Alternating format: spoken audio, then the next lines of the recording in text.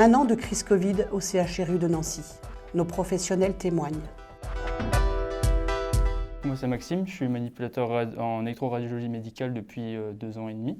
C'est vraiment au mois de mars où, au final dès qu'il y a eu le masque obligatoire, on s'est dit ça y est on est dedans et on commence quoi.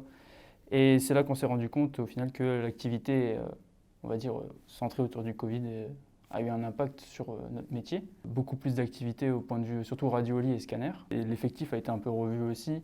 La prise en charge, c'est vraiment plus compliqué, beaucoup plus long entre l'habillage, le déshabillage, la désinfection, et les patients sont un peu plus lourds en prise en charge aussi. On est passé aussi à un moment en 12 heures, donc c'était aussi des journées beaucoup plus longues, beaucoup plus chargées. C'était fatigant physiquement et moralement, surtout au bout d'un moment, on se disait quand est-ce que ça va se finir. C'était agréable de venir travailler parce qu'au final, en dehors du boulot, on était confinés, donc on ne voyait pas grand monde. Et enfin, pour moi, je parle personnellement, c'était vraiment un plaisir de venir travailler parce qu'au final, on était avec nos collègues. Dans l'équipe, ça se passe vraiment bien, donc il n'y avait pas de soucis, donc on s'entend plus ou moins tous bien.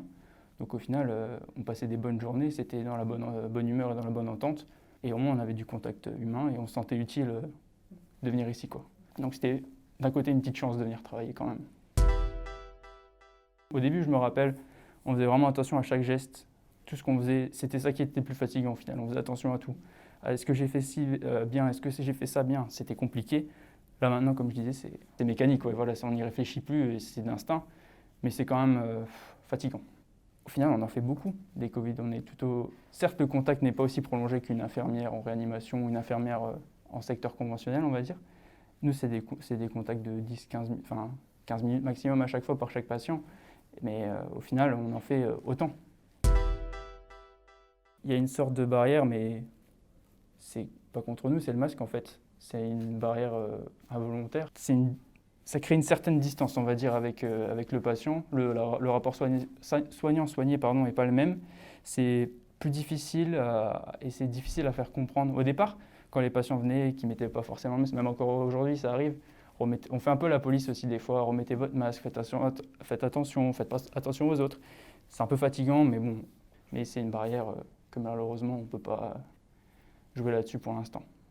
Je pense qu'on a vraiment un rôle indispensable, surtout dans la crise et même au quotidien, parce que, comme je disais, les demandes d'examen sont tout le temps en constante augmentation.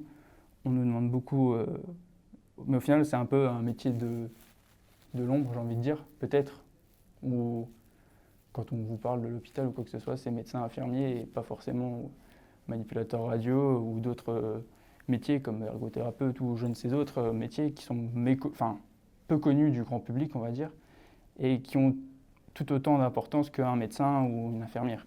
C'est une chaîne et chacun a son rôle, chacun a un maillon et il faut que la chaîne tienne et puis voilà, chacun a un rôle.